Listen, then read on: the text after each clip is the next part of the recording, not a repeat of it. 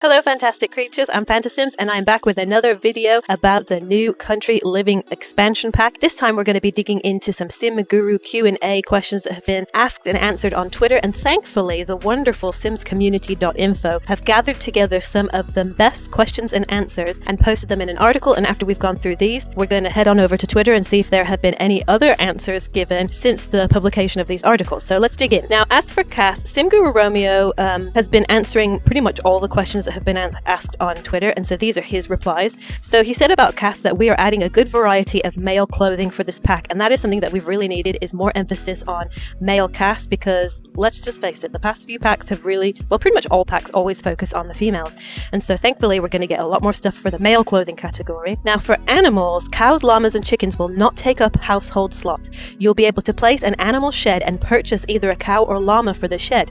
You will also be able to purchase a chicken coop and have up to 8 chickens per coop. So this is awesome, because I hate how cats and dogs always take up your family sim slots. So now you can pretty much put as many as you want on your lot, so long as you place the sheds that the cows and the llamas come in. Although it seems that way anyway. It doesn't seem to be a limitation. He didn't quite answer that, so we'll have to see. Bunnies and birds can be found out in the wild. As you befriend these cuddly creatures, you can purchase a rabbit or bird home for your lot to have them show up more often. They can also help out in the garden. These animals will also not take up a slot in your household. This is brilliant because it means that bunnies and birds can only be accessed through gameplay. So once you befriend them, you can then place down that like tree stump or that tree post that has the little holes in for the birds, but you have to become friends with them first, and I love that. I love a bit of a challenge, so that's great. Each shed will house a single cow or llama, but we intentionally did not build fences around the sheds, so you can place a couple sheds in a fenced area next to each other and have a mini pasture of cows if you wanted. So it seems like what he's saying is they tend to just roam within whatever area you put them in, because they didn't box them into a defined area. So long as so it seems like they're going to roam as far as the fencing goes. So if you have no fencing, I don't know if that means, I doubt that means they're going to walk off of your lot, but it just means that they'll roam around whatever area you box them within in a fenced off area, which is a really cool feature. And he says a couple of sheds, so I don't know if that's the limit or if you can place more than that. So he doesn't seem to identify what the maximum amount of cows or llamas you can have on your lot. You'll be able to build relationship and name the rabbits, so they will hang around your lot a lot. It's almost like having them as a pet without having to cage them. They are free spirit. I love that they've left them as wild animals rather than keeping them trapped inside your home. Once you befriend them, you can place their home on any lot, but initially you will only find them in the new world. So this is really neat. You can only befriend them in this new world. The Hanford on Bagley world is the only place that you can find the rabbits initially and befriend them, but once you've befriended them, you can place the rabbit home or the bird home on any lot in any of the other worlds. Animals will eventually die of old age. Oh, I don't like that. But there are ways to keep them alive forever if you choose. That's definitely what I'm going to do, because I don't want any of the animals to die. The Sims, if they die, that's fine. But the animals, no, I don't want to see that. And it means that they probably come with a death animation, and that would make me too sad. You can give names to animals. There will be a lot more info around animal clothing soon, but animals will not do it picking their clothes autonomously. Have you ever seen a rabbit knit their own sweater? Well, it is The Sims, so it could be possible. So you get to pick out their clothes. So I don't know whether that means you just click on them and then you can add a sweater or whatever, because it doesn't look like you can edit them in CAS or anything, so it seems like it would be through gameplay that you click on them. All the wild animals in this pack will have relationships with your Sims through a brand new gifting system. Now this is crazy to me. I don't even know what this mechanism is going to look like. Does that mean you give them a gift and then they befriend you, or is this an actual mechanism like how you have relationship bars between Sims and it tells you how close of a relationship you have with them? Is that something like a new mechanism that you can do with animals? But the fact that we can do that with every single animal is a really cool gameplay feature, and I'm really excited about that. The new foxes are true wild foxes. You will not be able to add them to your household like you can in cats and dogs. So I completely forgot about this, but you can actually already make foxes through the cats and dogs pack, but these behave completely different. And he said we actually created all new animations for the fox.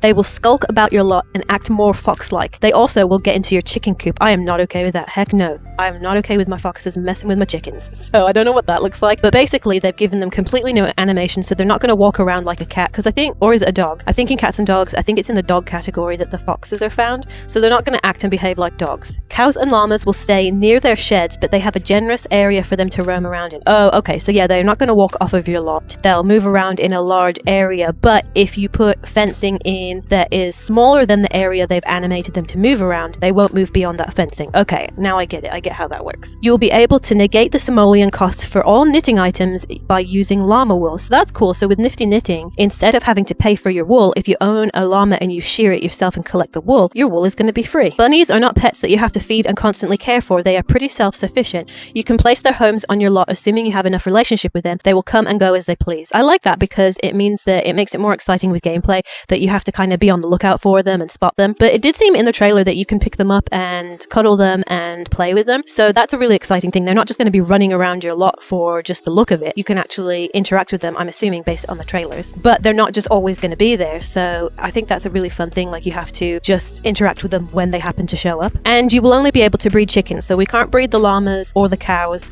or the birds or the rabbits, only the chickens. Which makes sense because you collect the eggs for recipes. Okay, now for gameplay, we actually tied canning to the cooking skill, but we do have a new skill coming in the pack. More info to come soon. Ooh. So a new skill is coming and it seems to be tied to cooking. I wonder if it also ties in with the whole marketplace stall. I wonder if that skill, like your ability to market the goods that you can, like if you can your goods and you collect milk and stuff like that from your cows, I wonder if that skill will affect the way that you're able to sell your goods at the market. You'll be able to pack your picnic basket and bring it to some very scenic locations in Henford on Bagley. Once placed on a table, you'll be able to set up a picnic with a single interaction off the basket. That's really cool. I don't know whether you have to cook all the food ahead of time and put it in the basket, or if it works a lot more like a cooler, like with Outdoor Retreat, where there's already food items in it and it acts kind of like a refrigerator where you just pull the food out of the object. I don't know whether you have to pre-make them and then pack your picnic and then take it places, but it's really cool that you can pretty much take it wherever you go. You can put the picnic basket in your Sims inventory and enjoy a picnic on any table and in any world. That's awesome. We added a handful of new recipes to this pack to fit the cottage theme. Milk bread is one of them. We added the ability to cook with a group of Sims, so kids will not cook on their own,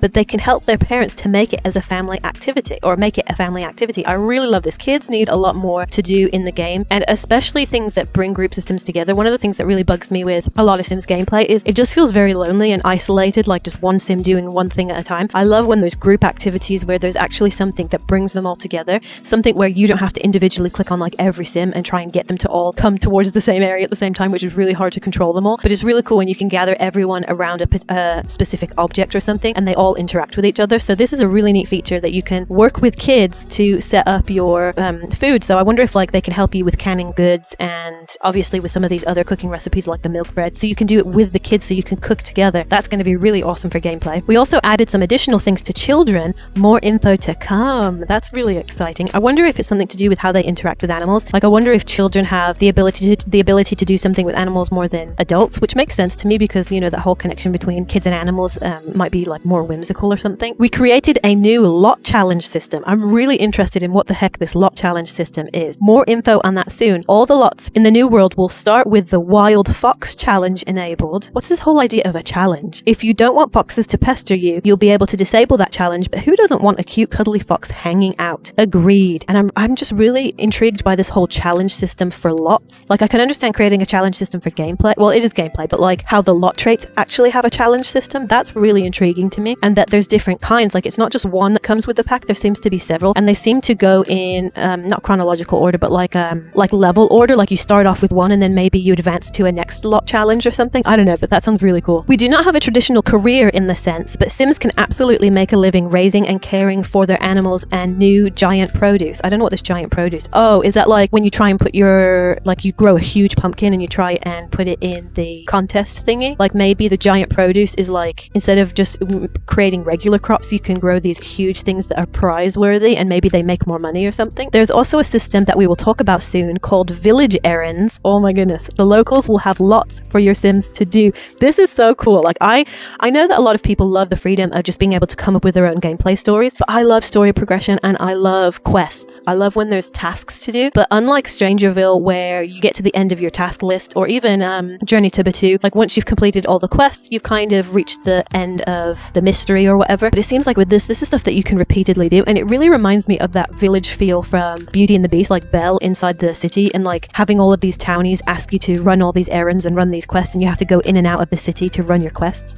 to run your errands rather. That sounds really exciting, and I get the feeling feeling like this is a new wave in the way that they're doing gameplay for Sims 4, which I really appreciate, where you're really engaging with the locals in whatever your world you're in, and I love that. So this means that you're going to interact with them a lot more. Okay, moving on. You'll be able to purchase beef, chicken, and other ingredients from the local shop in town, or order it through the new grocery deliver service. So this is really cool. I really want the person who delivers the groceries to look like a traditional old school English milkman. Like, I want them to have that kind of old schooly outfit, ride around in a really old fashioned milk van. Like, I just think that would look so cool. I don't know how it's going to look, but that's really neat that you can actually, instead of just ordering stuff through the phone and then it just showing up in your inventory, that just to me takes away the fun of playing in a simulation world. I don't like that everything can be done through your phone or like everything can be done through the computer. I love that you actually have to have a sim show up at your door and deliver your groceries for you. Romeo also says, I am excited about the new deaths for this pack. So more than one. The S is emphasized. There's more than one death for this pack, which is really crazy to me because this world is so idyllic and so quaint. It's funny that of all the packs, like this one comes with multiple ways to die. So I'm really intrigued with how you can die with this. And there's this mystical location on the map that we'll get into in a sec. And I really feel like they're holding something back. And I wonder, like, if something magical. I don't know whether fairies are going to be involved in it, like that they still haven't revealed it. But I'm really wondering if that might be one of the deaths, like something magical or something. I don't know. More info soon. Also, we do have a woohoo spot, of course. They always put a woohoo spot in like every pack, every expansion and game pack. Okay, now for the world, Henford on Bagley comes with 3 neighborhoods with 4 lots each. So very much like Eco Lifestyle and Snowy Escape, where they had 3 different neighborhoods. And I think there's probably a ton of other packs that only have 3 neighborhoods. I don't know. And then they have like different themes in each of those neighborhoods. And one of the neighborhoods, there is a 64 by 64 lot, which I'm so thankful for. Anyway, it's been a very long time, so I'm very excited about this. In the countryside neighborhood, which makes sense if you want to build a really large farm, and that's where we have our largest lots. Okay, so this one of the neighborhoods has pretty much all of the largest lots, including the 64 by 64, which is great because that means that you can create a whole bunch of farms on all the local lots around, and it can function as like one entire lot in a sense. I mean, you still have the loading screen between jumping between them, but like you can spread out the look of a farm over several different lots if you want to. And I'm assuming one of the neighborhoods is like the city, the downtown area where they judge the vegetables and whatever, and where you can do your shopping. Okay, so that's that for this article. The next one is what we've just talked about with the number of new neighborhoods and lots. So we already talked about that. But if you look at this image of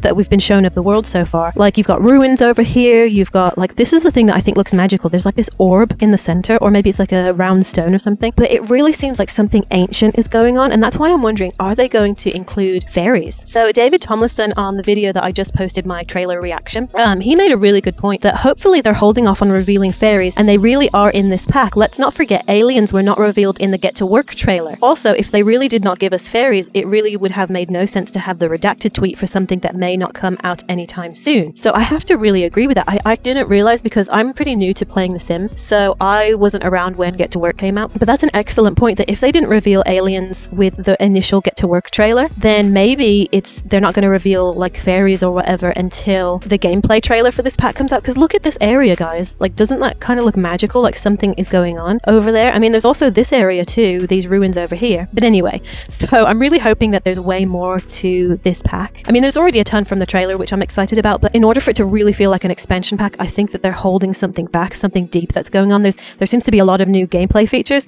but I also think they might actually still be including fairies in this pack. I don't know. We'll see. But what we can tell so far is look how big this world is. And this is just one tiny section of it. If you look, see, this is a tiny little sim down here. Let's zoom in. It's like the silhouette of a sim, and then there's these 2 sims over here. So this is a really big world, and this isn't even showing all of the neighborhoods. So this might be one of the neighborhoods with the big lots somewhere over here. I don't know what side. And then there's still 2 other neighborhoods with lots. So it's a really big world. Okay, the next thing is how this pack is bringing back groceries. So I never played Sims 2 or 3, but apparently in Sims 2, you could order groceries, and then this is the van, and this is the delivery guy that would show up. And they would show up a few hours after you ordered. That's cool. Like, they make you wait a little bit, so it's not so instant. I also love that because it just makes it more realistic. And then in The Sims 3, there was this grocery store, but it was a rabbit hole, and you could purchase fresh ingredients for cooking if you wanted to, but it was more optional. It wasn't something you really needed. So now, in Sims 4, we don't have that feature, but with this pack, we will be getting this grocery mechanism. And we already talked about the blog post in the previous video,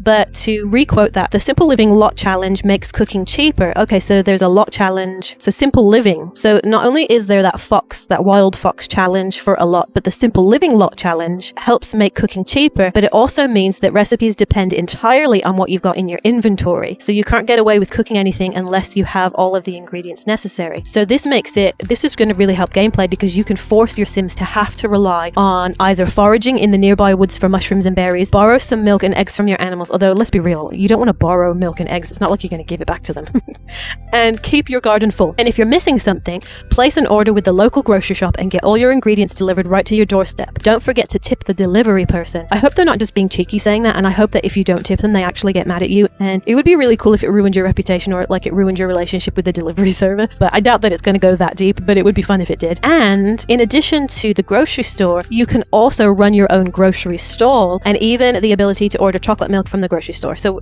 we talked about that in my previous video, but have a Hanford heart-to-heart with the pub owners at the Gnome's Arms or the Sim running the grocery stall for some wild stories and gossip. So I don't know why they quoted this for having your own grocery store. Like, do you have to talk to the pub owners in order to get your grocery store? I don't know. But anyway, we'll be able to have our own grocery stall, which is really cool.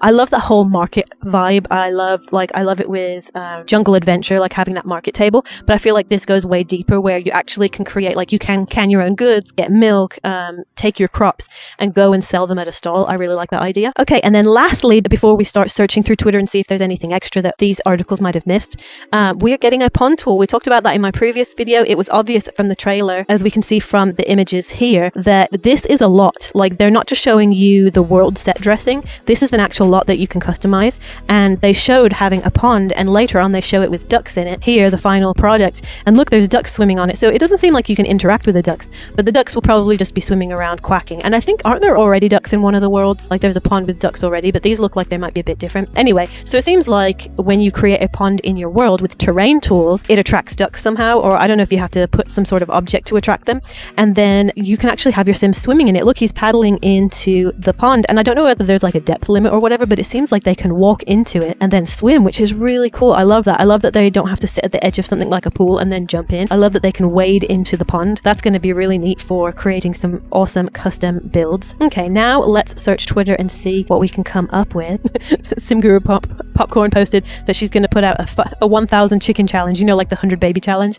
Instead, it's the 1,000 chicken challenge. Oh my goodness, that's gonna be so fun. So the fact that she said 1,000 chicken challenge, I wonder if there's like a limit to how many chicken coops you can put on a lot, because if you have a 64 by 64 lot, maybe you can actually put a ton of chicken coops on your lot. That's going to be neat. And so when Simguru Romeo replied to if we can name the animals, I love that he said we can name them all, and that his personal chicken names are Hen Solo, Chewbacca, Cluck Vader, Kylo Hen, and then just Phil. I love it so much. That's so good. I just feel like there's so many different things that it seems like we're going to be able to do with this pack, that all these little moments are going to make it so fun. And I agree with Simguru Popcorn that playing with the market stalls, like I'm actually thankful that there's not a traditional career with this pack, because there's so much that you can do with interacting with animals and groceries and like cooking and all that kind of stuff, that I agree with her that she says, I love playing this way. Making a living with animals and produce is really satisfying, because I just feel like you can do it whenever you want. Like I don't like being stuck to a schedule with all of the careers. So, I mean, not all careers are like that. You can have hobbies and you can have other things that make you money, but I love having this kind of casual type of career where you can take the time to gather all the goods, make the produce, and then go sell it in the market. And you can do it with your kids. So it feels like this entire family thing, instead of one Sim just going off for a career. Like, it engages the whole family, and you can have like family gameplay where you're all earning money together. And that to me sounds really fun. And then, yeah, this pig, remember we talked about this a few videos ago, that Simguru George posted this pig and nobody knew what the heck he was on about. It still doesn't make sense. Like, why did he post a chef pig? We're not getting pigs in the game, unless maybe we still are. Maybe they just haven't revealed it, but I doubt it. I doubt that we're getting pigs. And then this might be an interesting point. So my lovely friend Prince of Pandemonium was responding to the whole thing of bunnies and birds being out in the wild and that you can befriend them, but that you can't own them as a pet per se. And so they were saying, I wonder if this is what the redacted tweet was about. And then Whale Art Warlock posted that they think it might require a special sim, which makes sense because this redacted quote, you know that redacted only works if you are playing with redacted sims and the new redacted. That doesn't make sense for anything we've seen in the trailer so far. So it might still be that we're getting fairies or plant sims or some sort of sim that is required in order to access something. So they've already said that they've withheld some of the gameplay features, and so we're going to have to wait until the gameplay trailer to learn more, or hopefully they'll give us some sneaky clues over the next few days. So there's some further details that weren't listed in the article, and that's that the foxes are true wild foxes. This means that you will not be able to add them to your household. We talked about that already. You will also not need to own pets to see them roaming around. These foxes are very devious and they love to steal chickens. I don't know if I'm okay with that. I don't want them to steal the chickens. And then I remember seeing somewhere on here about he also mentioned that they do it to bunnies too. Let's see if I can find, I'll see if I can find that tweet. But I'm like, I don't want the foxes to try and hunt the bunnies and the chickens. I mean, I know that's realistic, but hopefully there's no animation for that happening. And then I love this. Look, the little kids, I don't know if adults can do this, but definitely the little kids can cuddle with the chickens. And look, it's like a real life. Oh, see, anyone who thinks that animals don't have emotions I don't like them. Because look at them. No cruelty to animals. I just love them so much. And then, just in case you were wondering, the theme song for the trailer is Be Sweet by Japanese Breakfast, so you can actually download the song if you like it. And it seems like these are most of the questions and answers so far, and Simguru Romeo has said that he's super pumped about our excitement, and he's answered a ton of questions, but he's kind of taking a break for now to play with the game, and he'll be back to answer more questions soon. So I'll keep you guys updated as more questions and answers come out. And I would encourage you guys to hop on over to Twitter. If you don't have a Twitter account, like, I would encourage you to start, because it's such a fun community. I mean, yeah, you get a bunch of angry weirdos on there, but for the most part, it's been a great way to really connect with the sim gurus. And so if you are on there, you can post your cottage builds and tag Sim Guru Popcorn in, and she wants to be a part of our creations, which is really cool. Oh, and this is really cool information. So you know how we were wondering who A&A Crumplebottom was on the bottom of the postcard that we read out a couple days ago? Well, Sim Guru Frost posted that we get some more Sims lore in this pack, and that the postcards that were sent out from A&A Crumplebottom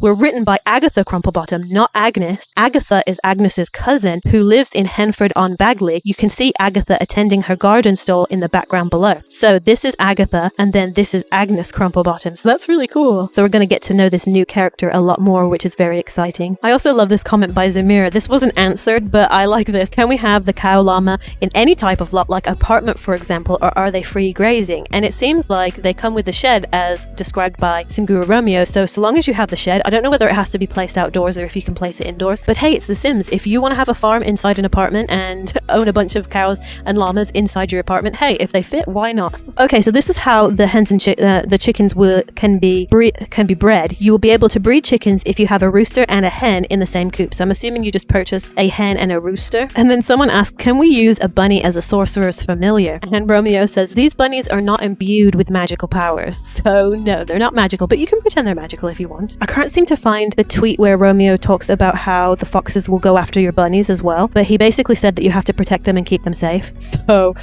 I don't know what that's about, but keep an eye on your bunnies and your chickens. And then, oh my gosh, I love Grim Suradoy. He's so funny. He said, point of view, you're an aubergine.